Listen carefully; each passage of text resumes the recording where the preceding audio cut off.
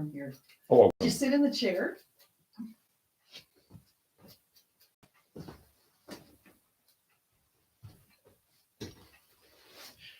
what I need you to do, Donna, is I need you to look at that screen and make sure it's got me in it.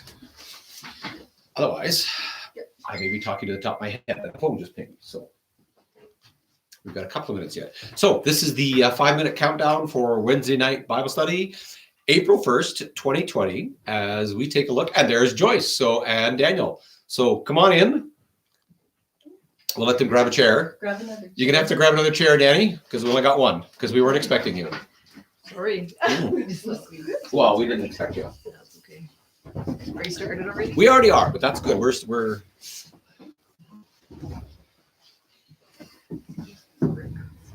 there we go.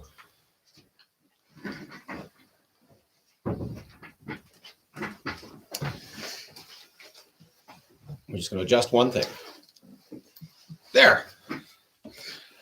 All right. Well, good evening, everyone, and welcome to Wednesday night Bible study. And I've moved it from the kind of open, spacey, cool feeling of the fellowship hall, which is also not only cool feeling in spirit, it's actually cool feeling in reality, because I've turned the heat down in the church everywhere. So it's kind of cool in there. So we've decided to bring it into here where things are a little bit more intimate. So welcome to the study. It's been kind of neat to find a home here, and this place is hopefully a place of refuge for us all, but also a place where we can study together. So grab your Bibles this evening as we prepare. So hopefully you've checked the note ahead of time, and you've got a couple of pieces of paper and a pen ready, and I will let our giant congregation here do the same thing. There's paper, actually, Donna, on the floor beside you, or in the printer there. Everybody's got a piece of paper? Or a couple pieces of paper? Okay. All right. Okay. So before we begin, welcome again to everybody who's watching, and let's just take a moment to pray. Father, thank you for this day as we spend time once again in your word. Thank you that it is the strength of our souls, it is the hope for our hearts, it is wisdom and guidance in our days. And as we study tonight, whether we are here or whether we're in our homes, wherever we are, that your Spirit would reveal truth to us, that your Spirit would reveal your word to us, that we would be open to what he has to say through your word, to teach, correct, rebuke, to train in righteousness, whatever it is, that we would draw truth and strength from your word this night. And I pray this in the good name of Jesus. Amen. So unlike Sunday mornings, which are kind of the next secret location, there's no real secret location for Wednesday night Bible study, and there won't be an object lesson, and it won't be quite as, that will hopefully entertaining. But I hope that you get a lot out of what we study as we, I believe, providentially study the book of Proverbs, and as we understand wisdom during this season. So I find it wonderful that God has brought us to the place of Proverbs, and God has brought us to a place of wisdom at this season. So, okay, what I'd like you to do is a couple of things to start. Grab a piece of paper, and hopefully you have a piece of paper in front of you. If not, take a moment and divide it into 4 columns. So this is not a craft, but you'll need those 4 columns. So basically divide it in half, fold it in half again, and unfold it into 4 columns. So got 4 columns? Okay.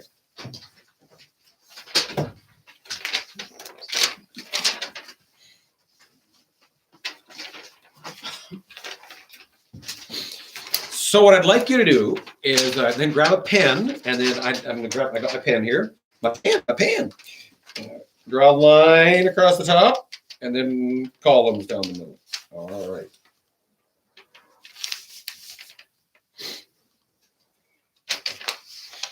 And we're studying Proverbs, which is about wisdom and counsel. It's more than just advice. It's granting wisdom and counsel to someone to get through their day so that their life might flourish. So we're going to do a little project as we start. A few years ago, I read a book called 30 Days to a Better Man, which became one of the most important books of my life that I read, because it really did guide me into who I want to be for the course of my life. So I read it in my early 40s, and it really has been a watchword or a guidebook over the last 15 or 16 years or so. And one of the chapters in 30 Days to a Better Man is writing a letter to your father and certainly writing a letter to yourself. So we're going to do that. We're going to start with that, though. So what I'd like you to do is I want you to do a bit of time travel this evening. I want you to go back in your mind to the way long ago, March 1st. Shouldn't be so hard to think back to March 1st. And I'd like you to think back a month ago, and I'd like you to write yourself 3 pieces of advice or wisdom that you would like your present self to know. So if you could go back a month ago and you could write yourself, say, you know, buddy, you should know this, or you should do this. Oh, I'm listening to you. Should know this, or you should do this. We're going to pause while we get that sorted out. All right, good. So what would you say? You know, stock up on toilet paper, or you might say, you know, I'm listening to you. I turned the volume. I did turn the volume off of that. Okay, there we go. We're good. Technical difficulties. Please stand by. All right. So, what would you have said to yourself a month ago? You know, don't fill the tank up. Wait a couple of weeks until the price goes down, or you're not going to believe what's happened. So, take a moment and write 3 pieces of advice yourself from your not so much younger self a month ago. So, let's take them in the first column. So this is advice to self as of March 1st.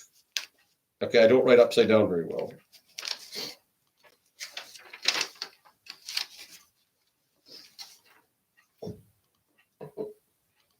Now, we aren't going to play music because of we don't have copyright to any music, so hum along to yourself.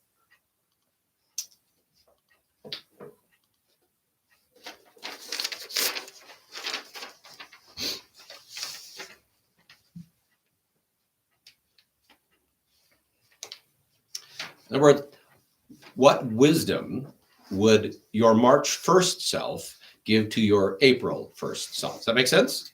And I'm not going to ask the gallery to share because I don't want to put people on the spot.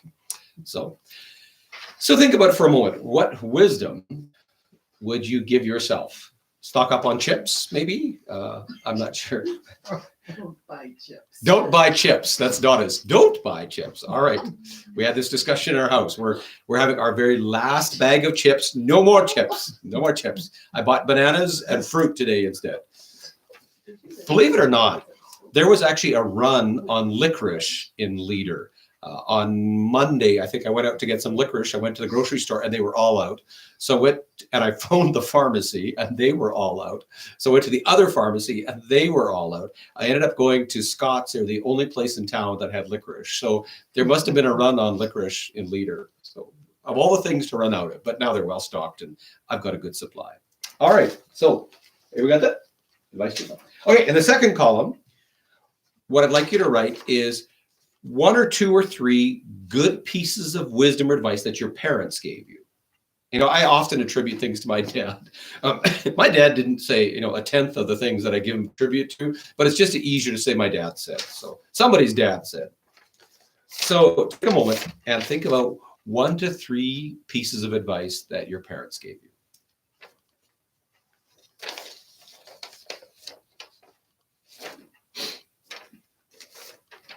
Give you a moment to do that. Maybe your parents didn't give you a lot of advice. Maybe they weren't that kind of parent, but if they were, or maybe 1 piece of advice or wisdom that you learned from your parents. Maybe they didn't say it to you directly, but you learned just from watching them. I think that might be easier.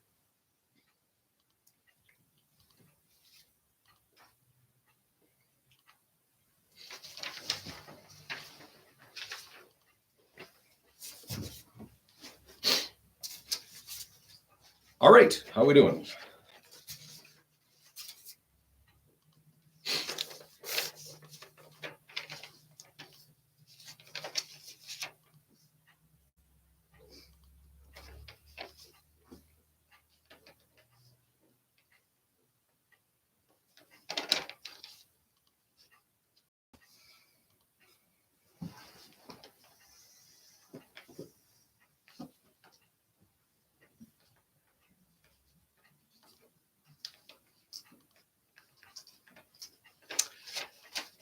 So, advice to yourself, advice to your parents. And lastly, well, not lastly, we're going to do the fourth column at the very end. So in the third column, take a moment and write again 1 to 3. It's just an arbitrary number. 1 to 3 pieces of advice or wisdom you'd like to give to the next generation, or your children, or your grandchildren, or whoever's the next generation behind you. To the kids these days, what is one piece of advice you'd give to the generation that's growing up right now?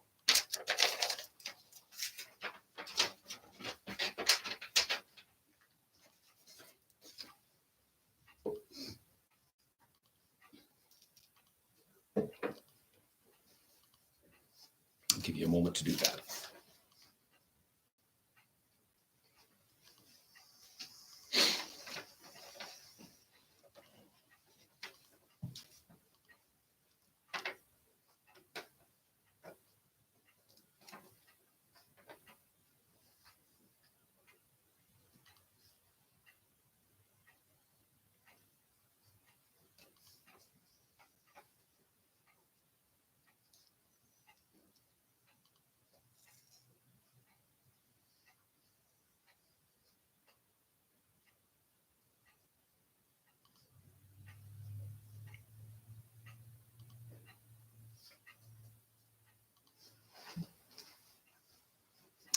All right, take a look at that. So in one column, you have advice to yourself from a month ago. And the second column, you have advice from or wisdom from your parents from perhaps years or decades ago. And then we shift the kind of focus of it, direction of it, to focusing on advice to the next generation. Do any of them line up? Is there anything in common with the three? Or are they all kind of different? Are there any themes that repeat themselves? Any ideas there? Oh, okay, good. All right. So set that aside because we're going to come up. We're going to do the last column later on as a bit of a wrap up. So one last little project before we start. All right. On the back side of the page, flip it over or on a second piece of paper. You can tell that I use scrap, so I can't use the back of this paper. So what is this? This is a sermon on the back here. Same thing, 2 columns. One is write down 3 or 4 things, or 2 or 1 or whatever you want to do. There's no stress here. Things that as of March 1st, a month ago, you thought were valuable. And then write today what you think is valuable. And we're going to see how our perception of value has changed a bit over the course of the last month. So think about a month ago, things that you valued, and now things, I realize my mic might be unplugged, but I should be loud enough. Well, Okay, we're good. We're plenty loud enough, Donna? Oh, okay, yeah, I guess so. Yeah, I was playing loud enough. So, all right. So what did you, a month ago, as you looked at your life, you thought, okay, this was valuable. And I suspect some of these things aren't going to change. Our health is valuable. Has there been any shift, even in the last 30 days, about what you find is valuable? And don't worry, this is all going to make sense while we're doing this. And this will all tie together as we move into the book of Proverbs, particularly tonight in chapter 4. But I just want us to do a little bit of reflecting. It's always good to take time to reflect on ourselves and on our own growth over this season. So, all right. Okay, that'll all come together.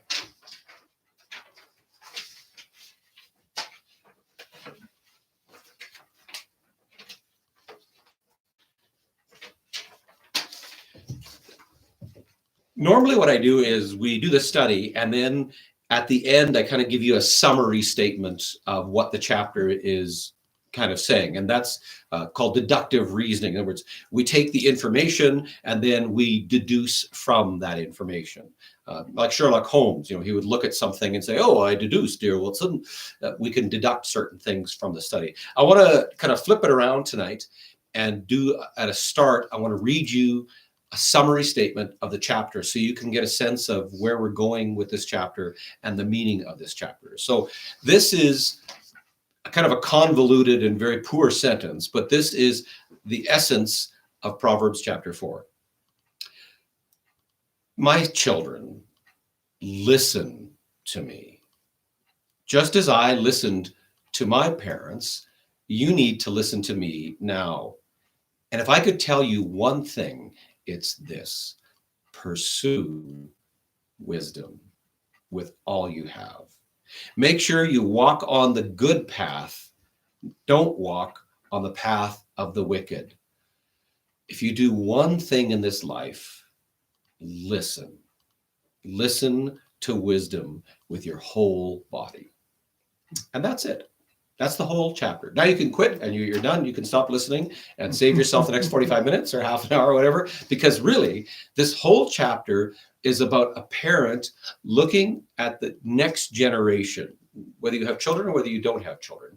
The heart of it is this, looking at the next generation and saying the problem that we're having in each, it's kind of funny, this was written so long ago and we have the same problems, is that the next generation doesn't listen to the preceding generation. We don't listen with all that we have, because I think when we're young, it's really, really hard to listen. We are so busy living, we don't take time to listen. It's only as we get a little older that we actually have maybe our energy calms down a bit and we're actually capable of listening to the voice of wisdom. So I think that's why the pleading at the beginning of this chapter is so in earnest, because he understands that he didn't listen. This is Solomon saying, I didn't listen to my father, who was David. And now I want you to listen to me desperately, because I see what happens when we don't listen. It sounds crazy, but we don't listen to our parents. So that's the heart of the chapter. Listen to me as I listen to my parents. Pursue wisdom. Walk on her path. Don't walk with the wicked. Listen to her with all your body, soul, mind, and strength. Sorry, I'm just going to open a door a little bit here.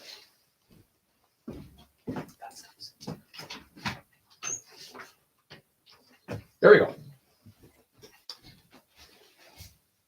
All right.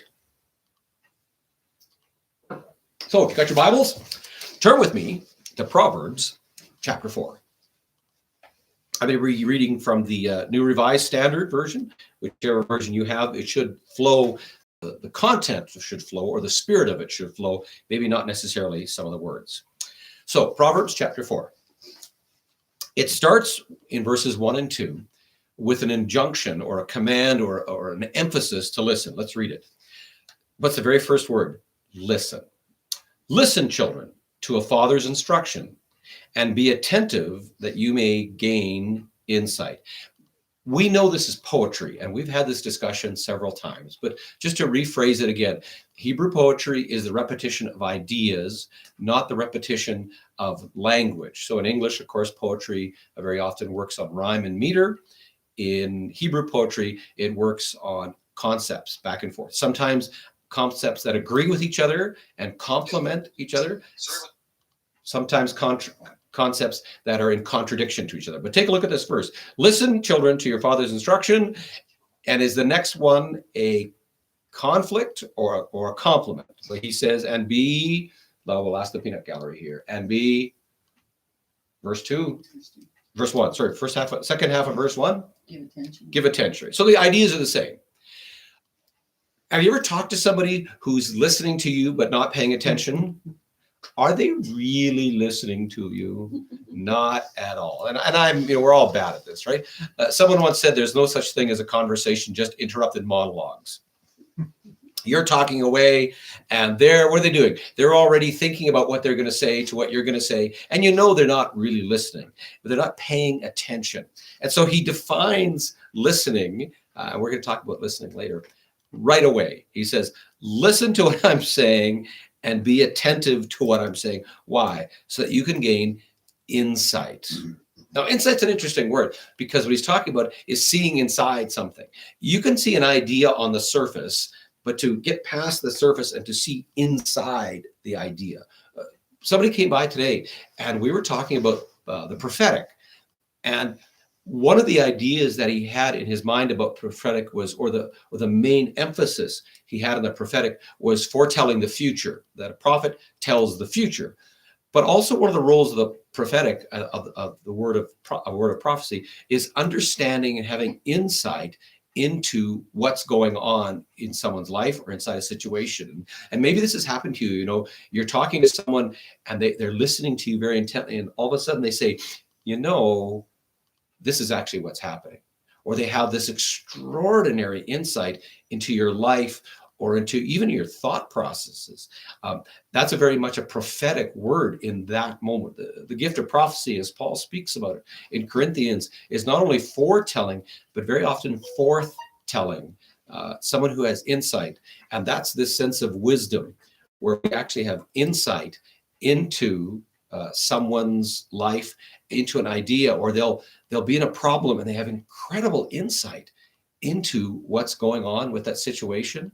And that's what he's saying here. So this isn't a direct reference to the spiritual gift, but it is a reference to something greater than simply someone being clever. So listen to gain your instruction, be attentive so that you may gain remarkable insight into what's going on. And here's why, he says, here's why you should listen to me. So think about it for a second. Why do you listen to anybody? Somebody may be talking and maybe you listen to them because you like them, or maybe you want to listen to them because they're going to keep you safe, or maybe you listen to someone just out of respect or reverence. We all have our own internal motivation about why we listen. If you're listening tonight, why are you listening to what we're saying here tonight? He says, let me give you good reasons why you should listen to me. Verse 2. For I give you good precepts. The reason you should listen to me is what I'm saying to you is good. And what I'm sharing with you, the insight I have will give you good understanding or good teachings to basically make your life flourish, which is the point of the book of Proverbs. So he says, listen to me, pay attention, for I give you good precepts. And because of that, don't abandon what I'm going to teach. All right, so that's the very beginning. It's broad to all children. Listen, pay attention, and there's a reason, so don't abandon it. Okay, so that's the first one. And then he stops, and he looks back on what his parents taught him, which is why the second column we looked at tonight, or we had us write on a piece of paper, was insight into what our parents taught us. So think about back some of the wisdom that your parents shared with you. Maybe it was directly. Maybe it was indirectly. And I was reminded today about how crucial what our parents say to us is when we're young. Now, it can be negative. They can say things that can crush us or harm us and be destructive. And we carry those scars all our lives. But my hope is that your parents, either through their actions or through their words, gave you positive things to build you up as a young child. One of the things that I wrote down as I thought about my parents was make sure you talk to strangers. My dad was notorious and infamous for talking to everybody from gas station attendants to people at restaurants. My dad had the gift of the ability to talk to strangers, and I think I probably inherited that from him. But I learned that from my father. Make sure you talk to strangers, make people feel welcome. The other thing I learned from my parents was be handy. My dad was a boilerman. He boiled water. He was able to do anything and everything, whether he was an electrician or anything. My dad could do anything. And my mom was very crafty. She was always doing a craft. So I picked that up from my parents. Be handy, which kind of gave the third one, is that make sure you have a hobby. My dad golfed and he tinkered with mechanics, and my mom had her hobbies. And I think it's really important that each one of us has a hobby, someplace to release our energy or be creative, whether it's building birdhouses or doing needlepoint or something, cooking, whatever it is. So you learn something from your parents, and that's exactly verses 3, 4, and 5. When I was a son with my father, tender, isn't that great? And my mother's favorite. He says, when I was young with my father, and then I was my mom's favorite. You got to remember, this is Solomon talking, and David had a large household, and there was a lot of kids in his family. And he knew he was his mom's favorite. Whether that's good or bad, I'm not sure.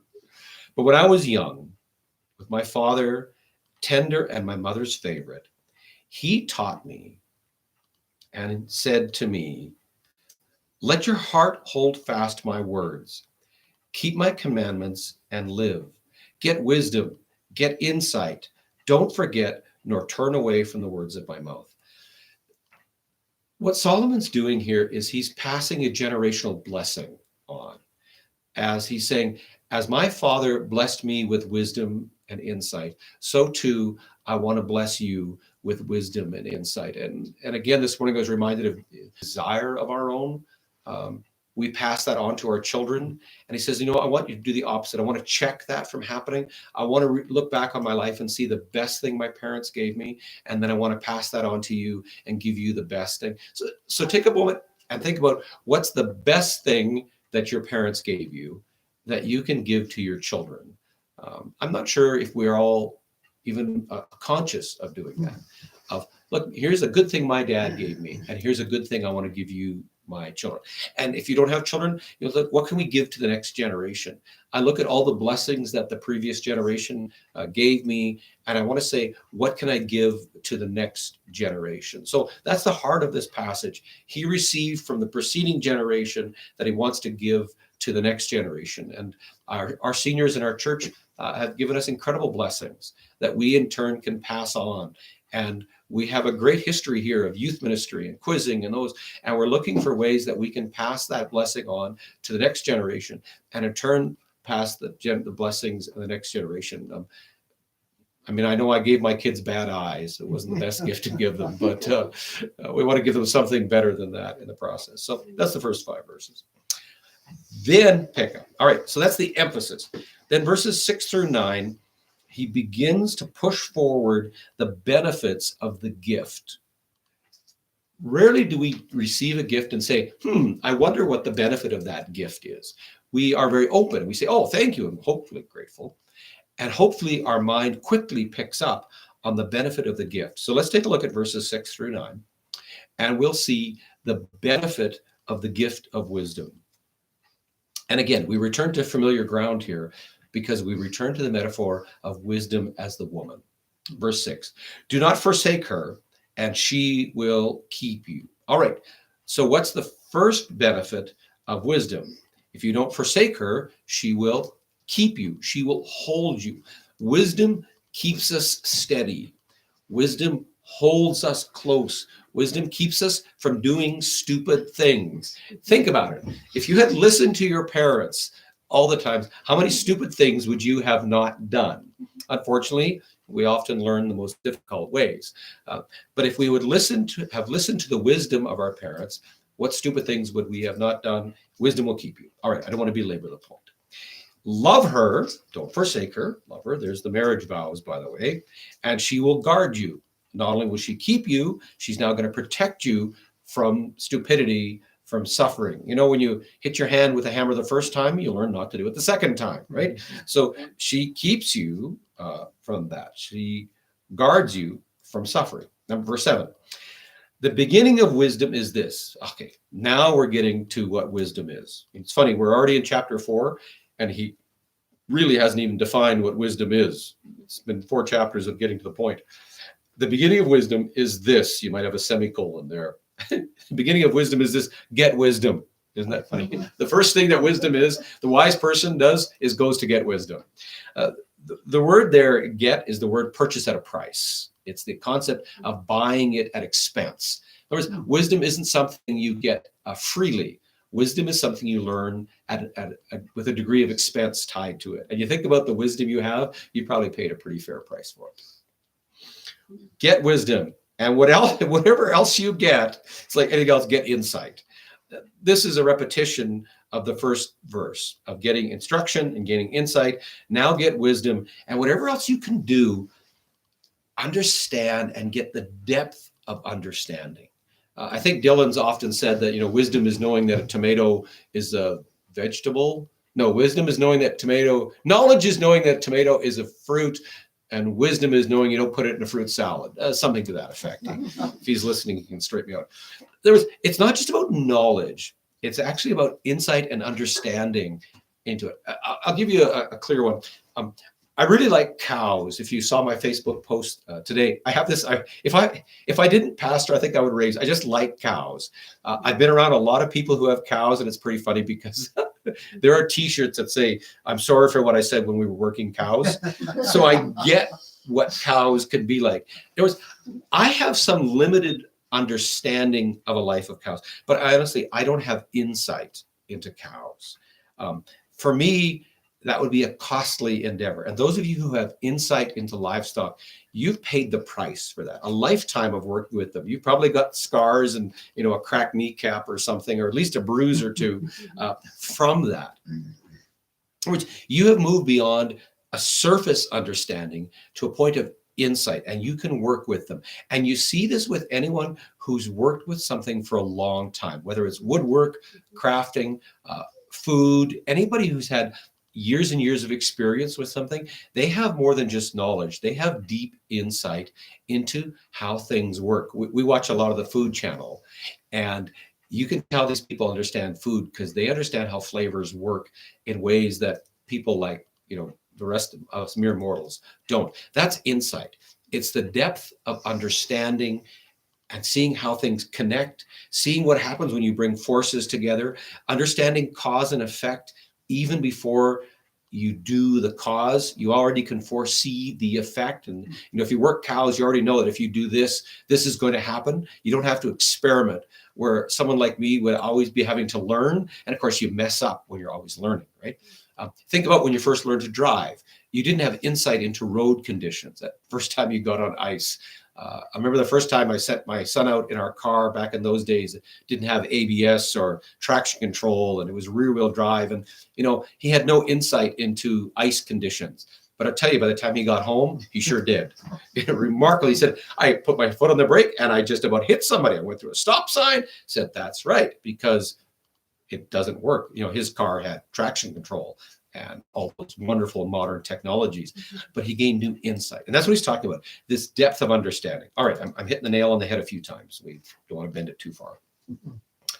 Whatever else you do, strive for insight. And then he continues on, verse 8, prize her highly. So when you get this insight, you know how valuable it is. Prize her highly, and she will exalt you. Someone who has insight into a skill is exalted, is recommended and valued. If you know a good plumber or a good electrician or a good doctor or anybody who's got insight, you know what? That insight exalts them. They say, you know what? That's someone I can trust. That's someone who knows their trade. That's someone who gives their advice. So wisdom has a byproduct of people respecting and valuing the skills that you have, right? She will honor you if you embrace her. And so as we embrace wisdom, people go, you know what? That's a wise person. They start to turn to us for counsel. They start to say, you know what? I'd like your opinion on this. Verse 9, she will place on your head a fair garland. It's this image of the wreath around our head, and she will bestow on you a beautiful crown. All right, so those are the initial benefits. And again, remember, he's talking to the next generation. Kids sometimes have a hard time believing us. We have to really motivate them, like, listen to me, because this is important. And they're like, oh, they're not always focused. And that's why for chapter after chapter now, he's emphasized, listen, because this will give you a great reward. All right, let's continue on in verse 10.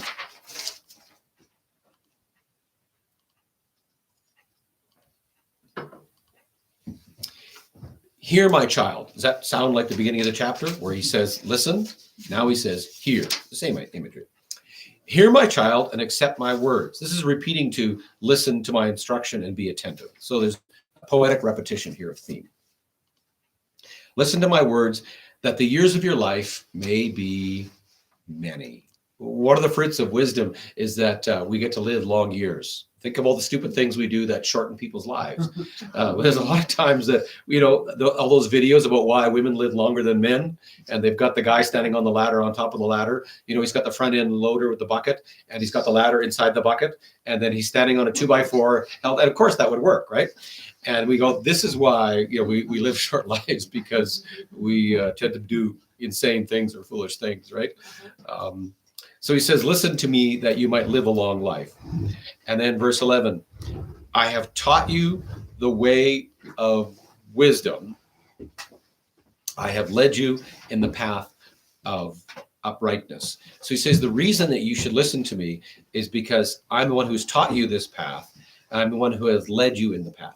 So now he's turned the metaphor. The first metaphor was that wisdom was like a woman. Now he says wisdom is like a road. And again, these are just metaphors, but they do possess qualities within them. The image of the woman is the image of desire, that wisdom is to be longed for and desired. Now, the image of wisdom is that wisdom is to be walked. And the images aren't connected in any way. They're a continuation of the next set of metaphors. So now he says, wisdom is a path that you walk down through life. Accept my words that you may, the years of your life may be many. I have taught you and I have led you in the paths of uprightness. And again, the image of the wise person, and I'm slumping here, of being upright, standing straight, their head held proud. So now picking up the metaphor, when you walk, your steps will not be hampered. You're going to walk through life without all these encumbrances. You think about how foolishness encumbers us and weighs us down. It hampers our success. It hampers our joy. It hampers us in business. It hampers us in many ways. Foolish behavior is a hindrance to the joy of life. It's a hindrance to success. It's a hindrance to moving forward. And so he says, if you walk in wisdom, those hindrances aren't going to happen. And if you run, you won't stumble. Now life isn't just walking. Now life is moving forward quickly. And wisdom now is sprinting us forward into life and not stumbling at the finish gate. Verse 13, keep hold of instruction and don't let go. Guard her. The images and the metaphors jump really fast in this chapter. It's like 1 minute he's talking about this woman, then he's talking about walking down a path, and then all of a sudden, what? Now she's back to the woman again. Keep hold of her instruction. Don't let her go. Guard her, for she is your life. So don't get lost in the metaphor. It's like, I don't know if you ever watched the old MTV videos, where the editing cuts were really fast. We like the camera just to sit still so we can listen to someone and pay attention. And here the editing cuts are pretty quick. It's woman, quick cut to path, quick cut to a man running, quick cut back to the woman again. So don't let the speed of the passage cause you to lose the intention or the spirit of the passage here. So we make a quick cut back to woman. It's almost like he's just kind of stream of consciousness writing this, but now he's back to the woman again. All right. And then in verse 14, where is he back to? Back to the path again. Do not enter the path of the wicked. Do not walk in the way of evildoers. Avoid it. Do not go on it. Turn away from it and pass on. So again, we're back to this metaphor again of the earlier chapters where the wicked entice you into their house and cause you destruction. So he says, don't go on their path. Don't walk with them in their way. Just stay away. Don't even just turn a blind eye and pass on. All right. So the metaphors are bouncing back and forth. Verse 16.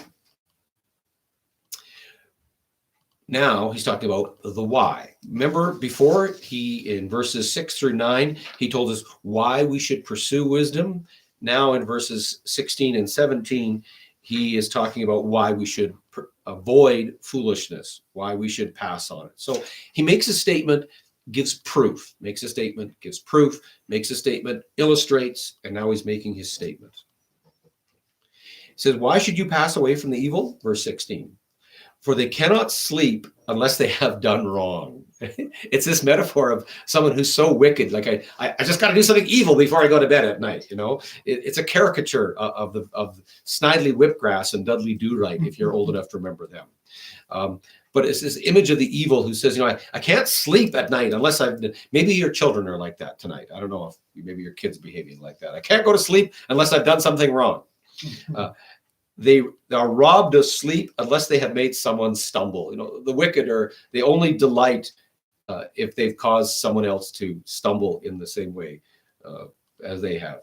For they eat the bread of wickedness and they drink the wine of violence. This is this metaphor again of this debaucherous, evil man who is constantly thinking up what to do wrong, who wants to rob someone, who eats this bread of wickedness and who drinks the wine of violence. It's a very graphic image of, the red stain on their face from the wine. And this is violence they're stained with. And it's a horrific image. And again, in contrast to the purity and the beauty of the woman of wisdom. So he's pushing this metaphor before. He wants his children to hear him. And I think he's pulling out the big guns. He's pulling out the most graphic image he can to get their attention. And he says, son, wisdom is this beautiful woman, and wickedness is this horrific evil man. And it's almost a cartoon-like exaggeration and emphasis of the very naked nature of wickedness, so that we might be repulsed by wickedness and by foolishness. There's something twisted when wickedness is beautiful. There's a book called The Beautiful Side of the Evil. No, the Evil Side of the Beautiful Man. The title escapes me for a moment. But when wickedness presents herself as beauty, there's something twisted about this. We want our villains to look villainous, and we want our heroes to look heroic. Those of you who grew up on Westerns, Roy Rogers and Dale Evans, she was beautiful and he was, straight-jawed and handsome, right? And the villains were always a little bit, they were deformed. They weren't the best-looking guy, right? They played the heavy. And the hero is supposed to be handsome, and the villain is supposed to be ugly. And that's the classic Greek metaphor of good and evil, that good is beautiful and evil is hideous. And he's playing to that metaphor, playing to those types within this passage. All right. Verse 18, but the path of the righteous is like the light of dawn. So the wicked are like night, the righteous are like the dawn, which shines brighter and brighter until full day. Boy, again, a quick cut. We're moving to the next metaphor. Now we've got righteousness like sunlight or like light shining across the heavens. So wisdom is like a beautiful woman. Wisdom is like an easy path. And now wisdom is like the sun going across the expanse of the horizon, brighter and brighter until full day. And he sets the opposite, verse 19. The way of the wicked is like deep darkness, that they do not know what they stumble over. So this is the third metaphor in this passage. The first metaphor is the metaphor of the people. Then we get the metaphor of the path. And now we get the metaphor, and I can't come up with a P to make it alliterate, but this is the metaphor of we'll call it the perfect day. So the good woman who you are to desire versus the wicked woman who takes you into her house, seduces you to death. The good path that you can run quickly and smoothly on, creates traffic, versus the bad path upon which you stumble. And now the perfect light of day, which is warm and beautiful, versus the darkness that causes us to stumble. So those are the three metaphors that Proverbs is developing in the book. All right. Now, verse 20. This is the sandwich part of the chapter. So the chapter began with the call to listen. And look where it ends. Take a look and read verses 20 through 22. My child, be attentive to my words. Boy, that sounds like verse 1, doesn't it? Be attentive. My child, listen to children. This is a poetic book. There's a poetic sandwich happening here. Maybe there's a better metaphor than a sandwich, but my child, be attentive to my words. Incline your ear to my sayings. This is a repetition of concept from verse 1. Don't let them escape from your sight. Boy, that's again a repetition of earlier on. Don't forsake her, and she will keep you. Keep them within your heart. Again, the repetition of the early theme. For they are life to those who find them, just like verse 10, and healing to their flesh. Boy, just like verse 10, that they may add life to your years. So what we have within this is not a shop manual. It's poetry containing truth. And sometimes we in the West, we like our shop manuals. We want idea 1, idea 2, idea 3, 4 principles, 5 ideas, 4 applications. If you do X, Y, and Z, you will get R result or whatever. My algebra is off there. But that's not how this book is structured. This book is structured in poetic language. And so he comes back again, he comes full circle to calling to listen, but he wraps it up with what happens or how you're supposed to listen. And with this, I really want to emphasize and take the heart of the lesson to these final verses.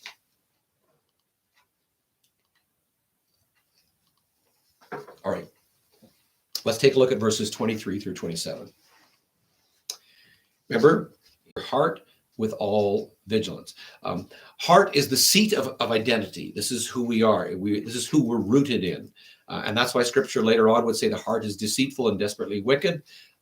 This concept, but he says, at the core of your being, keep your heart with every vigilant, and you think of the vigilance like a watchdog or a law enforcement police officer, being very alert, always vigilant on the job. And he says, keep your heart, always set up a watch guard around your heart, because where your heart is, there your treasure will, or no, where your treasure is, there your heart will be also. We know that we are ruled oftentimes by the center of our being. Out of our heart flows our affections, flows our desires, flows the very direction of our lives. And we know that if someone can get a hold of our heart, they can lead us wherever we want. And so he says, make sure that wisdom guards your heart, because your heart can easily be led astray. And boy, how many of us have our hearts been led astray? And we know that once our heart is led astray, the rest of us goes with it. So he says, keep your heart with all vigilance. Why? Well, he says why. For from it flows the springs of life. This is the very essence of who we are. He says, because out of this flows all that you are. So watch over your heart. If someone can get a hold of your heart, it's like when they say, when you're buying a car, don't let the dealer know that you love it, right? Because, I just love that car. Well, then they've already got you, right? If somebody knows that you love it, they've already got you. So you kind of have to control your heart in that situation. And that's the problem. You fall in love and you don't always see the flaws. And that's a whole other story. But keep your heart with all vigilance, for from it flows the well springs of life. Verse 24, put away from crooked speech, okay, and put devious talk far from you. This is the second attribute of our makeup. He's talking about who we are. We have a heart, but we also have a tongue. So put away from you speech that is corrupt and perverse, and put devious talk far from you. Verse 25, let your eyes look directly forward. Isn't that a great metaphor? Let your eyes look directly forward. You can tell predator from prey, by the way. Predator animals have their eyes in front of them. They look forward. Prey animals have their eyes on the sides because they got to look around. So if you look at a cow, as much as I love cows, their eyes are on the sides of their head because they're prey animals. Predators, snakes, wolves, all the prey animals, their eyes are directly in front of them, right? Like a hawk. Where prey animals, so if you look at a shark whose eyes are in the front versus, a guppy whose eyes are a goldfish, whose eyes are on their side, they're prey because they're always looking around them. They need to keep a vigilant watch around them, where a prey animal is always looking straight forward. So that tells you what we are as human beings. We're prey animals. We're not animals, but we're the prey. We're the predator, not the other way around. Sorry, I got that backwards. We're the predator because we're always looking forward. So he says, let your eyes gaze directly forward. Get that predator's look, or as we learned from Rocky, eye of the tiger. You got to look forward. I don't know if any of you did the three-dimensional animals in your living room. That's pretty funny, actually. There was an octopus in the sanctuary this morning because of that. So it was pretty cool. Because we know that where you look is where you'll go. Right? Remember your driver instructor teaching you that if you look over here, that's where you'll go. We call it target fixation in driving, that if you're looking at the side of the road, you're going to go on the ditch. We know that where you look is where you'll go. There are very simple principles here. Wisdom is not complicated. It's complex, but it's not complicated. In other words, there are many facets to it, but it's very clear. And that is one of the first calls of wisdom. And this is how he's beginning to define. He says, if you want to know what wisdom is watching your heart, guarding your heart. Wisdom is guarding your tongue. And oi, have I failed in that in my own life. My tongue has said things that have got me in so much trouble. I used to joke that I wore peppermint shoes. So when I stuck my foot in my mouth, it tasted better. I've had people say to you, when you're digging a hole, the first rule is put the shovel down. Those kind of things, right? So wisdom is controlling your tongue. I often joke that if I burn my tongue, I'm out of work. So I never drink my coffee too hot. So anyhow, that's neither here nor there. The third facet of wisdom is focus. Let your eyes look directly in front of you. And you see, he's beginning now to craft the nature of wisdom using the metaphor of the human body. Pursue wisdom. Well, what is wisdom? He says, well, wisdom is guarding your heart. Wisdom is guarding your tongue. Wisdom is guarding your vision, focus, and then he picks it up in 22nd. Keep straight the path of your feet. In other words, now wisdom is looking down and walking forward so that you can walk through life. Keep straight the path of your feet, all your ways. Don't swerve to the right or to the left. turn your foot away from evil. So what he does here is the final metaphor about wisdom. He says, here's what wisdom is. It's your heart, your tongue, your eyes, and your feet. And those make up who we are. If you start at the top of your thing, we think of the heart in the chest, but but it's guarding your heart, guarding your tongue, guarding your eyes, your big sensory organs, and then making sure you walk. And so it's this complete picture of a person whose heart, eyes, tongue, and feet all function together. And that's what wisdom is. So the very first definition of wisdom is someone who guards their heart, checks their tongue, focuses their eyes, and watches their feet. And together you walk along. Now, here's the neat part in all this. This whole thing,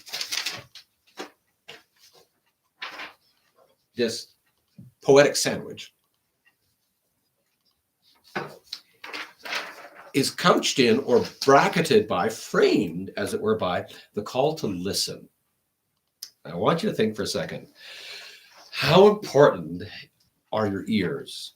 One of the things my dad, even when he was in his 40s, had begun to go deaf. He was a high-pressure boilerman, worked in basements, concrete rooms full of high-pressure boilers and high-energy engines. When he was working at one facility, they had two great big Cat diesel motors that provided power to the facility, but it was in a concrete room with about a 6-foot ceiling. So when you would go in there, the resonance, the sound of unfiltered, the exhaust was filtered outside, but there were no mufflers. It was just raw sound. And when you would walk in there, it was deafening. Can you imagine two big Cat diesels without mufflers in a concrete room, what it sounded like? And he spent his lifetime in rooms like that. So even by his early 40s, he was partly deaf. And it was hard on our family because you couldn't always get his attention. And even as I get a little older, I'm a little deafer, and it's frustrating, isn't it? And how important is listening? And we've joked before that God gave us 2 ears. My dad never said this, but I'll attribute to him just for the sake of it. But he said, use your head for more than keeping your ears apart. That because your ears are important. So think about for a minute, why don't we listen? Why is it we have such a hard time? Now, not everybody. Some people are really good listeners. You can tell they're attentive. I think of Aunt Helen, someone who's a really good listener. But why don't we listen? Just take a second to think about that. Why do we have such a hard time listening? Or I'm not going to ask you to write anything down, but let me give you a few suggestions and see if these sit well with you. First off, sometimes we have a hard time listening because we have bad history with a person. They've said some stupid things, or they said some unwise or perhaps cruel, and we have bad history with them. And we just don't listen to them for that reason alone. Maybe at one time we did listen to them, but now something's changed in the relationship and we don't listen to them. I think that's often with God. We stop listening to him. We think, well, I've been listening for you for so long. And I think sometimes our history affects our ability to listen. Second reason we don't listen is because if we are not talking, we lose control of the conversation. It's about power, right? Because as long as I'm talking, I control the conversation. You ever sit in a circle of people and it gets really quiet, and then someone will start talking and you can feel it, they're holding court. They're telling stories and everybody's paying attention, and you can feel the energy in the room moving towards them. They're controlling the conversation. And the risk is that if I start listening to you, I might lose power in this moment. I might not have control over the outcome of this conversation. I might not have control over what happens in this moment because I'm not the one now guiding and directing, because listening is seen as passive and it's not an active or aggressive behavior. But you can aggressively listen to someone. So I think one of the reasons we don't listen to people is we're afraid we lose power over them. The third reason I don't think we listen is because it takes time and effort. It actually takes physical energy to listen to someone properly. I've done a fair amount of listening over the years, and I'll tell you, it's fatiguing. If you actually listen to someone for an hour with complete attention, by that time that hour is done, you are tired. It's not work. Because you are literally sitting in a chair, and you are listening, it's not like shoveling grain or packing groceries or doing physical work. It's not that kind of work, but listening is fatiguing if it's done properly, because it takes so much energy out of us. So I think we don't listen, or we lose attention because it takes time and effort. And that's not a negative thing. Sometimes we're just exhausted. I think the fourth reason we don't listen is that we fear we might actually change. If I actually listen to you, I might have to change my opinion. I might have to change my behavior. But as long as I'm talking, I don't have to change, right? Because I'm in control, right? So we'll go, you know what? And maybe it's subconscious. But if we listen, it means we're probably going to change. We may have to change a cherished idea. Our opinion might be wrong. Remember Fonzie? Those of you who are around long enough, there was an episode where he was wrong and he couldn't say it, and they tried to get him to say wrong. He went, he just couldn't say it, right? Well, if I listen to you, I actually may learn something, and I may realize that I'm wrong in what I'm thinking. So it's a defense mechanism not to listen. Next, sometimes we don't listen just because we're selfish. We don't want to listen. We've got our own ideas about what to do, and why would I listen to you anyway? So it's rooted in selfishness. And lastly, we don't listen because of it's too hard to focus. We were talking about at lunch today about having energy, and we talked about bipolar issues and manic behavior. Sometimes it's just really, really hard to focus. If you're a high energy person, and it just bubbles out of you, listening forces you to focus. I am always amazed that 6-year-old children can learn anything. You think about the amount of energy that they have. To get them to sit at a desk, listen to what a teacher is saying, focus on the concepts, develop concepts. You as parents who maybe, if you're watching, have your kids at home, you're discovering this. That's hard for them to focus. I was a very active child, as you can suspect. And what the teachers would make me do is they would make me sit on my hands as a way to help me focus. It really didn't. It just hurt. But because I couldn't focus, and my inability to focus hampered my ability to learn. Not that I had a learning disability, but I had a hard time learning because I couldn't focus on what the teacher was saying. I was all over the map. And that's that inability to focus, I think, that hampers our ability to listen and learn. Now, that can be for a variety of reasons. So let me just summarize these. I think the reason we don't listen is because we have bad history with a person. We don't want to lose control of the conversation. It takes too much energy. We're tired, especially late at night. Oh, we're tired. I don't want to listen. We might actually change our selfishness and a genuine inability to focus. So those who study listening tell us this. It's called the 80-20 rule. And that is, in any conversation, you should be listening 80% of the time and talking 20% of the time. Boy, I'm not, in the right setting, we can all do it. But think about how many times that, you think, oh man, I talk more than I listen. So that's kind of the 80-20% rule. All right, let me just walk you through some basic skills to help us to listen, because Proverbs is the call to listen. And if we're going to listen to wisdom, we need to develop some skills so that we can listen to wisdom. If we're going to listen to God in this season, in every season of our lives, we need to develop some listening skills. The first skill that we need to develop is the very one we've talked about, and that is giving attention. Give 100% of your attention. I know that's hard. And if you paid attention for the last 55 minutes, a tip of my hat. You've probably got up 3 times, gotten a drink of water, and played with a Hot Wheel somewhere in here. But to truly listen to someone is to give physical attention. They say when you listen, you should turn your feet towards them, because that'll kind of help you focus. So if you're talking to someone, if I'm talking to the person over here, if I turn my feet towards them, it'll actually change my physical posture towards them and help me listen to them. But if you're talking to me and my feet are over here, whoops, my chair is going to take me in a circle. Hang on. All the way around the horn. There we go. So listen. And I think part of it, as we pray and as we listen to God, we need to give our attention. I'm often reminded people it's good to pray with your hands down rather than your hands up, because your hands up, you're holding your problems. But if you pray hands down, you're giving up your problems. Say, Lord, I don't got this no more, But if I'm doing this, I may be trying to hold on to things tightly. So it's just a little physical thing. But I often pray with my hands on my knees, think, okay, Lord, I'm just giving it away. I'm giving it away. It's not mine. It's not mine. It's not. And that physical posture actually helps my prayer life as I change my posture. I know we're supposed to close our fingers and, but I tend to clench when I do that, so that doesn't help. So I tend to pray this way. So give them your attention, change your posture. Number 2, don't interrupt. Your parents probably taught that. When someone's talking, don't interrupt.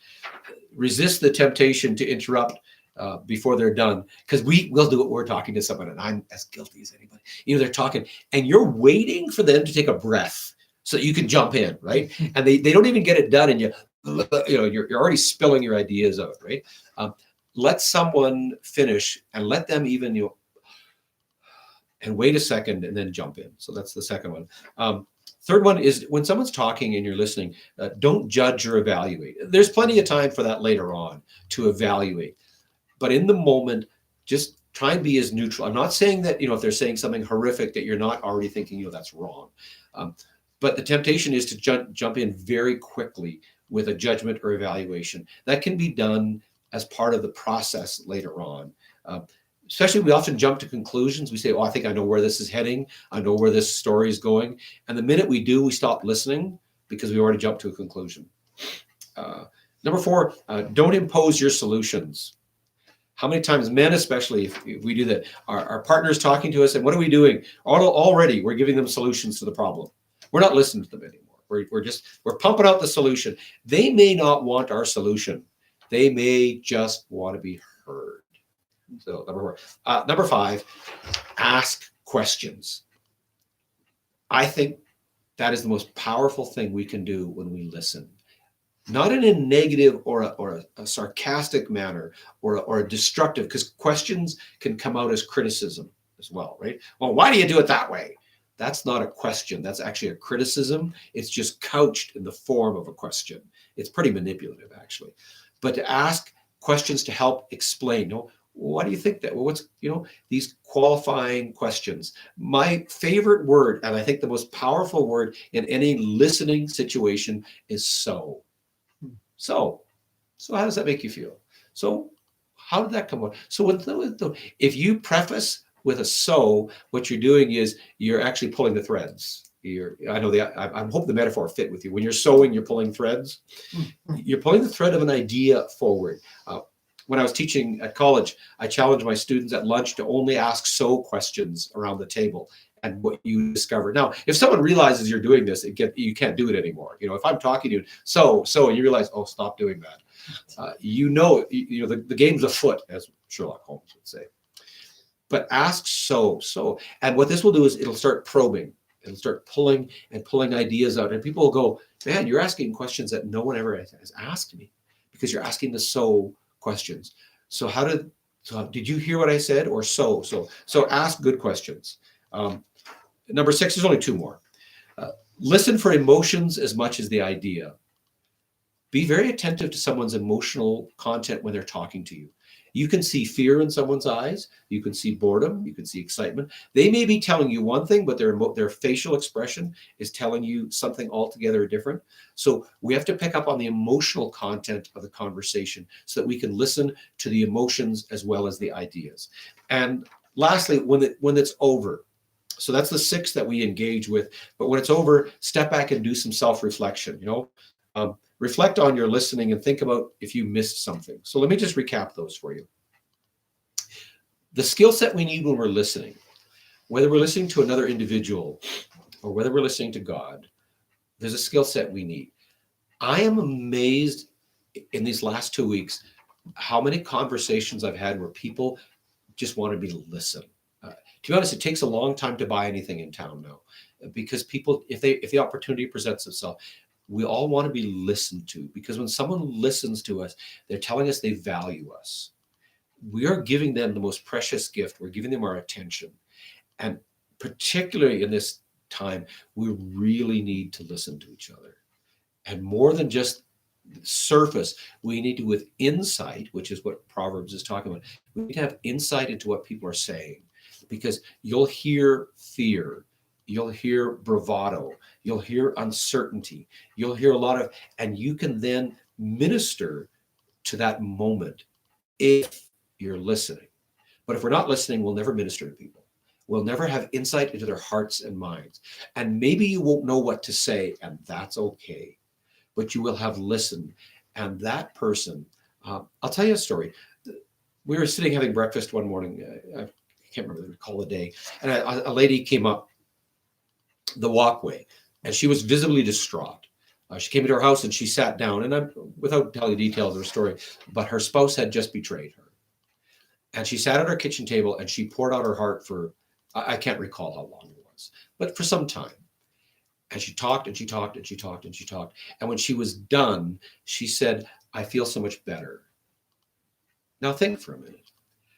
We did nothing. It didn't change the fact that her husband had left her. It didn't change what had happened at home. But somehow, from that walk up the walk to when she left the house, something changed. It was because someone had listened to her wholeheartedly at that time. And the fun part about it was, this story actually has a funny little side to it. The kitchen chair was empty beside her, and our dog actually hopped up on the chair beside her. And when she was talking, she was crying. He put his paw on her shoulder and leaned his head on her shoulder and sat beside her. And she started weeping, and she said, I got to get me one of these. Because the dog listened. Now, we were obviously listening too, I think.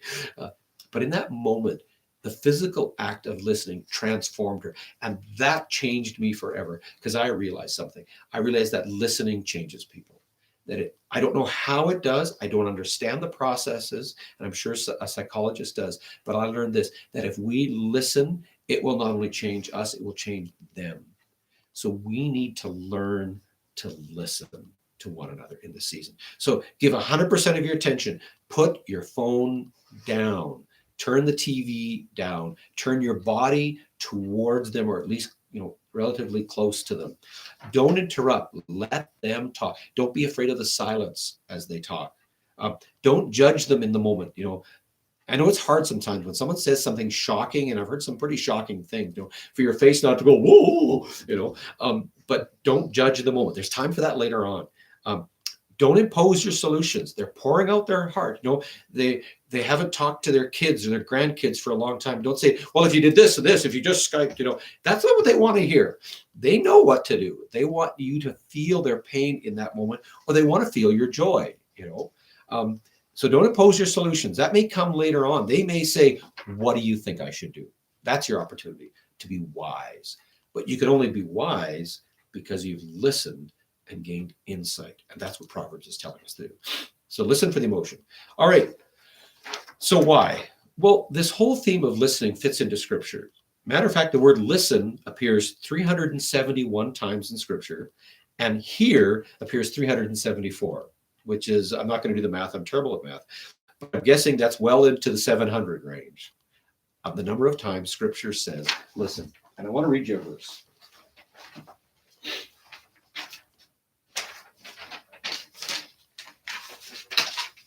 Sorry, my notes, because we have one last little project. I need a bigger desk.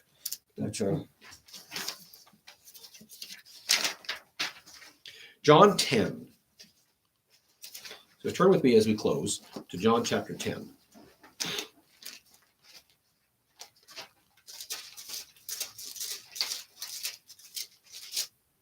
Verse 27. This is in the context of Jesus declaring his deity, and he is the Christ. And the crowd has just said, if you are the Christ, tell us plainly. But listen to what he says in verse 27. My sheep hear my voice, and I know them, and they follow me. One of the hallmarks or the signs of the sheep of God, the sheep of Christ, is that we know his voice. We listen to the master's voice. If you want someone to change, listen to them. We want our partners to change. We want the world to change around. And we sometimes think that we get people to change by talking to them. I want to put to you the opposite tonight, that we get people to change by listening to them. If you want your partner to change, listen to them, because you'll gain insight into them. All right, last little project on our fourth column. As we draw all this together tonight. So our first three columns were advice from the past. What advice would you have given yourself on March 1st to April 1st self? By the way, April Fools, it's winter still. What wisdom or advice did your parents give to you? And then the third one was, what wisdom or advice would you give to the next generation? Here's the fourth column I'd like you to fill out. And that is, what wisdom, insight, or advice would you give to your future self? Think down the road, let's say July 1st, just for the sake of a number on the top of my head. What advice would you today, would Nanny or Myrtle or Shirley or Doug or Bonnie want to give to July 1st, Doug or Bonnie or Myrtle or Shirley? So write that down. Here's my advice to future self. If you could say to future generation you or future self, you only 3 months down the road, what advice would you give to future self? Take a minute to write that down.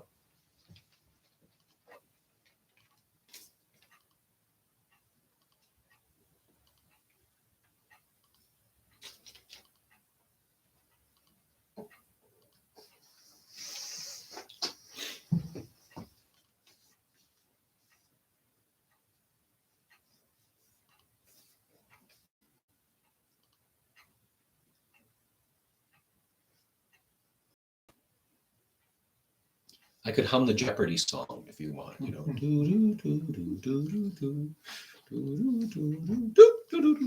We'll stop there.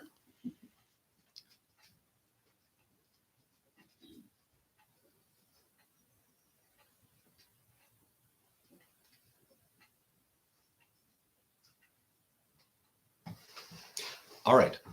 So you've given yourself some advice. Now, what I'd like you to do is I'd like you to take that piece of paper, fold it up, and tuck it in your Bible, because we know that Bibles are part filing cabinets. We tend to have bulletins, we tend to have ideas, and just slide it in the back there, or take it and put it somewhere safe. And then on July 1st, 3 months from now, open it up. Kind of like a time capsule. Say, and look back and say, you know what? April 1st self was pretty smart, or that was pretty good advice to give April 1st self. We can travel through time. Despite we can't, but through ideas, we can travel through time. So give yourself some advice. Maybe it's just hang in there, baby, or make sure you buy chocolate, or I'm not sure what your advice to yourself is, or don't eat that extra bag of chips. You're going to regret it. But that's all right. Let's close in prayer. God, you are good to us this day. The sun shines. There's food upon the table, shelter upon our roof. But we know that's not the case for everyone today. And we know that there are people around the world struggling deeply, and we bring them before you. We bring healthcare workers. We bring each and every one who's on the front line of the world that we are inhabiting this day.